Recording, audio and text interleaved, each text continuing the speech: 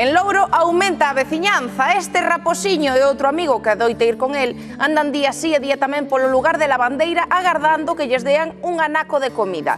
Encántalles o churrasco e tamén as bolechas, e cando lles dan un petisco corren contentos pola zona e xogan a subir e baixar os rachóns de leña porque lles encanta.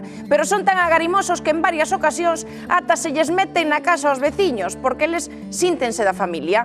Hoxe, Iván, temos unha misión, que é coñecer a algúns destes raposiños en directo, non? Vale, a ver, aquí no Muiño non está.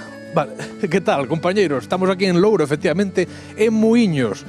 En Muros, perdón, en Muiños non, Muiños está no outro lado de Galicia. A cousa é que Seica, os veciños xa se acostumaron a ter aquí unha mascota máis. Haberá quen ten un gato, quen ten un can. Bueno, pois aquí Manuel, meu compañeiro Manuel que está agardando, pois ten raposos, como a quen di, están aquí. A ver se aparecen, vamos chamar a ver se somos capaces de que aparezan, a ver. Vale. Toma ben, toma! Así chama por eles. Esta é a pedra na que lle dar de comer. Efectivamente, aquí todos os días vou de comer e todos os días ven aquí.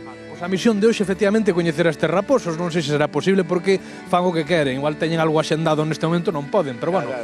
Vamos facer, voume agochar detrás de ti, Manuel, chama por eles, vale? Veña, dalle. A ver se temos suerte, se temos suerte. Dalle, aí.